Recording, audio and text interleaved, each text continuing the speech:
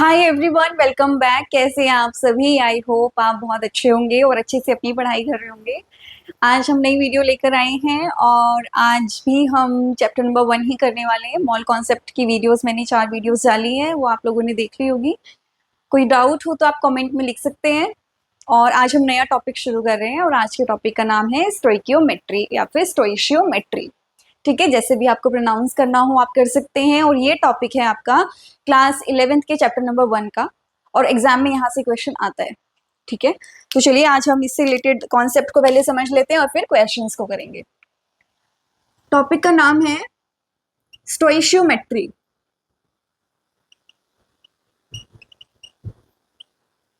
Stoichiometry chemistry की वो branch है जो केमिकल रिएक्शन के दौरान जो number of moles of reactant and product को कैलकुलेट करती है, या फिर वो अमाउंट चेक करती है कितना रिएक्टेंट है कितना प्रोडक्ट है और इनके बीच में रिलेशनशिप्स को आइडेंटिफाई करती है। तो यहाँ पर हम समझ लेते हैं एक बार। स्टोइशियोमेट्री दो वर्ड से मिलकर बना है, स्टोइकियो प्लस मेट्री। स्टोइकियो का मतलब होता है एलिमेंट, मेट्री का मतलब होता है मेजर। तो क्या हुआ, ये मेजरमेंट ऑफ एलिमेंट्स को हम बोलते हैं स्टोइशियोमेट्री। जब कोई भी केमिकल रिएक्शन होती है तो उस दौरान जो भी हमें रिएक्टेंट गिवन है उसका हमें गिवन अमाउंट दिया होता है। तो आपसे पूछा जा सकता है कि कितना अमाउंट प्रोडक्ट बनेगा, तो हम स्टोइशियोमेट्री की हेल्प से ही कैलकुलेट करते हैं। एग्जाम्पल देख लेते हैं एक बार। मान लो कोई भी रिएक्शन है,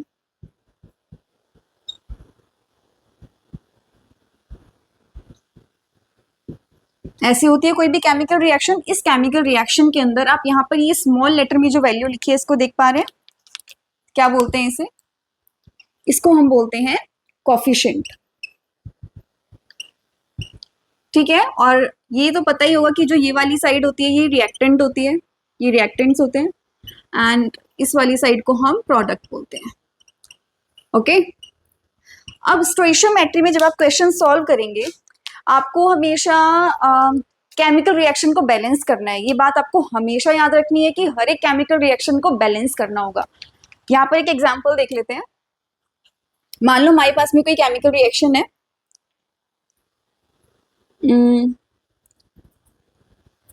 N2 प्लस H2। ठीक है, क्या बनेगा प्रोडक्ट? NH3। ठीक है, ये हमारा रिएक्टेंट साइड है, ये हमारी प्रोडक्ट वाली साइड है। केमिकल रिएक्शन को बैलेंस कैसे करते हैं? 9th में पढ़ के आए हैं, 9th एंड 10th में। इधर नाइट्रोजन कितना है? 2 है, इधर नाइट्रोजन 1 है, इधर हाइड्रोजन 2 है, इधर हाइड्रोजन 3 है। तो ये रिएक्शन बैलेंस नहीं है। अब हम इसको क्या करेंगे? बैलेंस करेंगे। क्या करेंगे बैलेंस करने के लिए? अगर मैं यहाँ पर 2 लिख दूं और यहाँ पर 3 लिख दूं, क्या ये रिएक्शन अब बैलेंस है? इधर नाइट्रोजन के 2 हो गए हैं, इधर नाइट्रोजन 2 है, इधर हाइड्रोजन 6 और इधर भी हाइड्रोजन 6। अब ये रिएक्शन एक बैलेंस्ड केमिकल रिएक्शन है।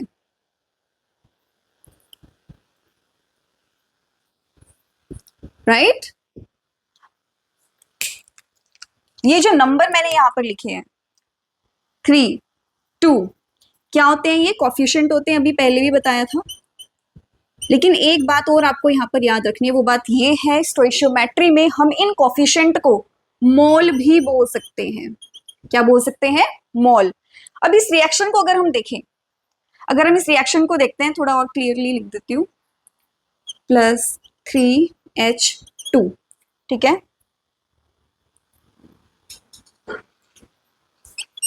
2NH3। राइट? इस केमिकल रिएक्शन में हम बोलेंगे कि इधर आप क्या देख रहे हो, अगर किसी के आगे कोई नंबर नहीं लगा हुआ, जैसे इसके आगे कोई नंबर नहीं लगा, तो यहाँ पर हम 1 एज्यूम करेंगे। ठीक है, जब नाइट्रोजन का 1 मोल है और हाइड्रोजन का 3 मोल है तो तब NH3 के 2 मोल बन रहे हैं। ऐसे हम रिएक्शन को पढ़ेंगे कि जब हाइड्रोजन के नाइट्रोजन के 1 मोल है और हाइड्रोजन के 3 मोल है तो NH3 के 2 मोल्स बन रहे हैं। ऐसे हम इन केमिकल रिएक्शंस को रीड करेंगे और ऐसे ही इनको समझेंगे। अब आगे हम क्वेश्चंस देखेंगे इनसे रिलेटेड। आई होप ये बात आपको समझ आ गई होगी। क्वेश्चन कैसे आते हैं? क्वेश्चन आते हैं आपको यहाँ पे 3 टाइप से। कितने टाइप से क्वेश्चन आते हैं? 3 टाइप्स। कुछ रिलेशनशिप्स होती है। रिलेशनशिप किसके बीच में? रिएक्टेंट जो ये वाली साइड है, और प्रोडक्ट, इनके बीच में कुछ रिलेशनशिप होती है। क्या होती है? रिलेशनशिप। क्या रिलेशनशिप्स होती है? वो पहली रिलेशनशिप होती है आपकी मास मास रिलेशनशिप। ओके, मास मास रिलेशनशिप में क्या होता है कि रिएक्टेंट की तरफ भी आपको मास दिया हुआ है और प्रोडक्ट की तरफ आपको मास कैलकुलेट करना है, या फिर प्रोडक्ट वाली साइड में मास दिया हुआ है और आपसे पूछा है कि रिएक्टेंट कितना लिया होगा केमिकल रिएक्शन में कि इतना प्रोडक्ट बना है, और मास में ही आपको वैल्यू निकालनी होती है। ये होता है मास मास रिलेशनशिप। इसके बाद आता है सेकंड नंबर पे mass volume relationship. Mass volume relationship में होता है कि रिएक्टेंट वाली साइड मास दिया है एंड प्रोडक्ट की साइड वॉल्यूम दी हुई है। थर्ड होता है आपका वॉल्यूम वॉल्यूम रिलेशनशिप।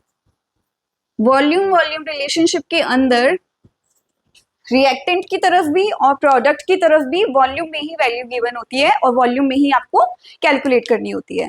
तो अब हमने ये तीनों टाइप्स देख लिए हैं, अब हम क्या करेंगे, इनसे रिलेटेड क्वेश्चंस करते हैं। ठीक है, आई होप सभी को समझ आ रहा होगा। अगर आपको नहीं समझ आ रहा है या फिर कोई डाउट है तो प्लीज आप एक बार मेरे को कमेंट सेक्शन में लिख देना, बट आई होप सबको समझ आ ही रहा है।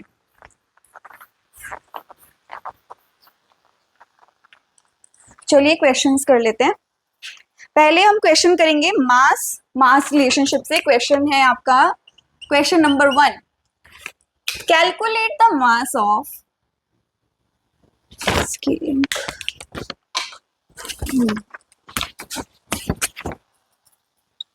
calculate the mass of CO2 that can be obtained by heating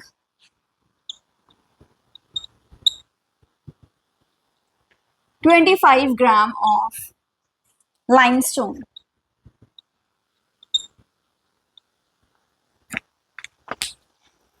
ठीक है, ये क्वेश्चन आ गया हमारे पास।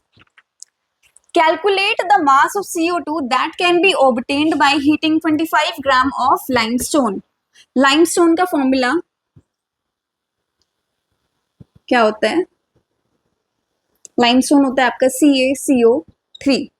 ठीक है, तो सबसे पहला काम क्या होता है? सबसे पहला स्टेप होता है कि आपको केमिकल रिएक्शन लिखनी है। तो यहाँ पे हम सबसे पहले केमिकल रिएक्शन को लिखेंगे। केमिकल रिएक्शन में CaCO3 को क्या कर रहे हैं? हीट कर रहे हैं। तो क्या बनेगा प्रोडक्ट? कैल्शियम ऑक्साइड बनेगी प्लस CO2। ठीक है, और हमसे पूछा क्या है? मास ऑफ CO2, यानी कि कितना मास बना है ये हमको कैलकुलेट करना है, और ये वैल्यू हमें दी है कितनी? 25 ग्राम। ठीक है, मैंने आपको बताया था जब भी कोई केमिकल रिएक्शन लिखेंगे पहला काम क्या होगा? उसको बैलेंस करना है। तो देख लेते हैं क्या इसको बैलेंस करने की जरूरत है? ये तो ऑलरेडी बैलेंस है, तो बैलेंस तो करने की जरूरत है ही नहीं। इधर कैल्शियम एक है, इधर कैल्शियम एक है, कार्बन एक है, कार्बन एक है, ऑक्सीजन 3 है, ऑक्सीजन 2 इधर, एक इधर, 3 है। ठीक है, तो ये बैलेंस है पहले से। अब इसको सॉल्व कर लेते हैं आगे। इसको सॉल्व कैसे करेंगे? इधर हमें 25 ग्राम क्या दिया हुआ है? CaCO3 का मास दिया है। नंबर ऑफ मॉल्स कैलकुलेट करेंगे सबसे पहले, जो हमने मॉल कॉन्सेप्ट में समझा था कैलकुलेट करना। N is equal to W upon M। W is given mass, M is molar mass. Given mass कितना है? 25। मोलर मास कितना होता है CaCO3 का? कैल्शियम का कितना होता है? 40 प्लस कार्बन का कितना होता है? 12 प्लस ऑक्सीजन का कितना होता है? 16 इंटू 3, क्योंकि नीचे 3 लिखा है तो कैलकुलेट कर ऐड कर लेते हैं। 40 प्लस 12 प्लस 48, 8 9 10 8 9 10 100 कितना आ गया? 100। तो नीचे क्या लिखेंगे हम? 100। तो N इज इक्वल टू कितना आ गया? कट करेंगे 1/4। यहां से N की वैल्यू कितनी आई? 1/4 मोल। ठीक है, अब यहाँ पर हमने एक चीज देखी है, यहाँ पर भी 1 है क्योंकि यहाँ पर कुछ नहीं है ना आगे कोफिशिएंट, तो हम 1 मानते हैं। इधर भी 1 है, इधर भी 1 है और इधर भी 1 है। तो ये इसका मतलब क्या है? When 1 mole of CO2 is heated, then 1 CaO plus 1 CO2 is produced, इसका मतलब ये है। ठीक है, तो यहाँ पर कोई भी ऐसे वैल्यू हमें चेंज करने की जरूरत ही नहीं है, तो नंबर ऑफ मोल हम इस साइड भी सेम ही लेंगे जो इधर कैलकुलेट किया है। इधर देख लो, हमें CO2 का मास पूछा है ना, तो यहाँ पे भी नंबर ऑफ मोल निकाल लेंगे। N is equal to W upon M, N is equal to N हमने निकाल लिया है, इधर N कितना आया है 1/4, तो इधर 1/4 लिख देंगे, इज इक्वल टू W कितना है, W तो हमको निकालना ही है। मोलर मास कितना होता है CO2 का, कार्बन का कितना होता है 12 प्लस ऑक्सीजन का कितना होगा 16, ये वाला 2 इधर लिख दिया, 12 प्लस 32 44, क्रॉस मल्टीप्लाई करेंगे W 4W is equal to 44, W is equal to 44/4 which is 11 gram. तो यहां से हमारा CO2 का मास भी आ गया 11 ग्राम। ठीक है, इस टाइप से क्वेश्चन करेंगे। अभी हमने मास मास रिलेशनशिप का क्वेश्चन किया है। अब नेक्स्ट क्वेश्चन जो होगा वो होगा मास वॉल्यूम रिलेशनशिप। इसको मैं रब कर रही हूँ।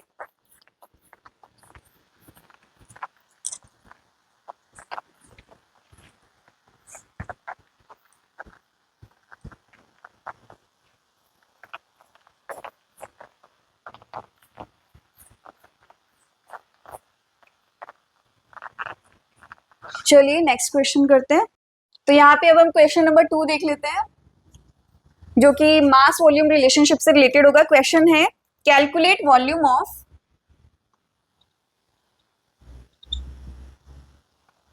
CO2 gas produced at STP by combustion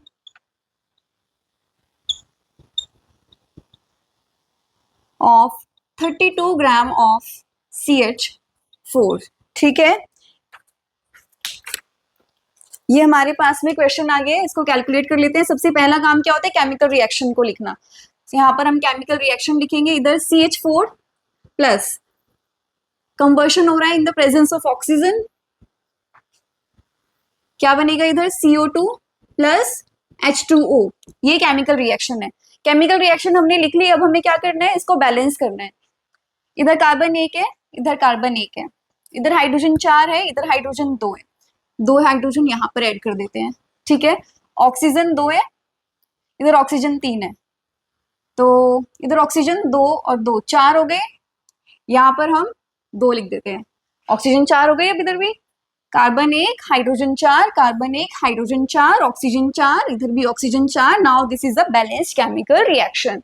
अब क्या करेंगे, क्या पूछा है आपसे, calculate volume of CO2। CO2 की वॉल्यूम पूछी है आपसे, ये पूछा है, और आंसर आपको वॉल्यूम में देना है।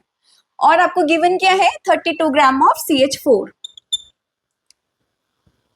ठीक है, सबसे पहला काम क्या होगा, नंबर ऑफ मॉल्स को निकालेंगे। नंबर ऑफ मॉल्स कितने होंगे, W upon M, 32 upon CH4 का मोलर मास क्या होगा, कार्बन का 12 प्लस हाइड्रोजन 4 इंटू 1, 12 प्लस 4 16 16, तो N इज इक्वल टू 2 मोल। यहां से नंबर ऑफ मोल आ गए आपके 2, यानी कि जब 2 मोल ऑफ CH4 को हम कंबर्शन हो रहा है उसका, तो कितना CO2 बनेगा इसके लिए। और यहाँ पर आपको दिया हुआ है क्वेश्चन में STP, तो STP के लिए फॉर्मूला क्या होता है, N is equal to volume upon 22.4 litre कराया था ना पहले, जो मोल कॉन्सेप्ट किया था। और नंबर ऑफ मोल यहाँ पर हमने कितना निकाला है, 2 निकाले हैं, तो इधर 2 लिखेंगे, इज इक्वल टू वॉल्यूम हमको निकालनी है 22.4 आया इधर, तो V is equal to 22.4 multiply by 2, volume आ जाएगी आपकी 44.8 लीटर, क्योंकि आपसे वॉल्यूम पूछिए लीटर में। ये आपका क्वेश्चन नंबर 2 हो गया। ठीक है, इजी है ना। अब नेक्स्ट क्वेश्चन करते हैं।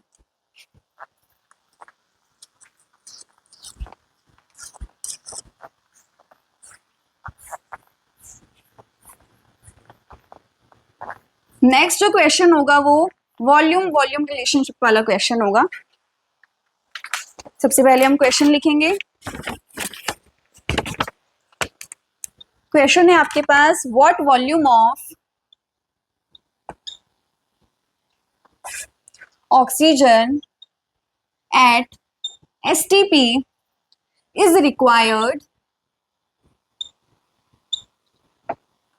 to burn 500 decimeter cube of ethene gas. Ethene gas का फॉर्मूला होता है C2H4. ठीक है, यहां पर भी हम सबसे पहले क्या करेंगे, केमिकल रिएक्शन को लिखेंगे.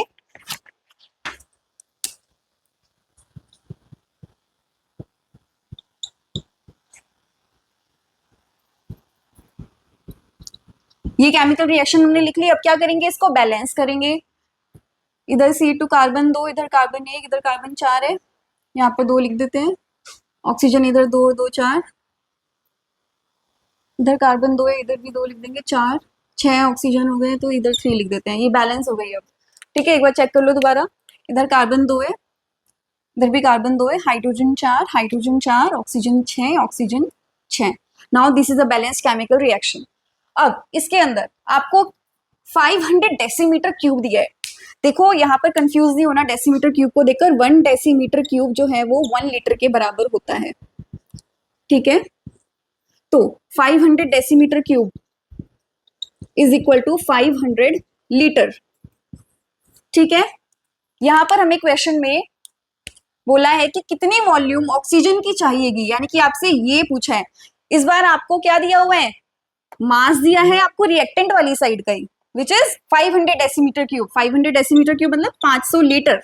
और आपसे रिएक्टेंट वाली साइड का ही पूछा है कि कितना ऑक्सीजन चाहिएगा जब हम C2H4 को क्या करेंगे, बर्न करेंगे. ओके, तो अब हमको ये वाली वैल्यू निकालनी है. यहाँ पर हमारे पास में वैल्यू है 500 लीटर.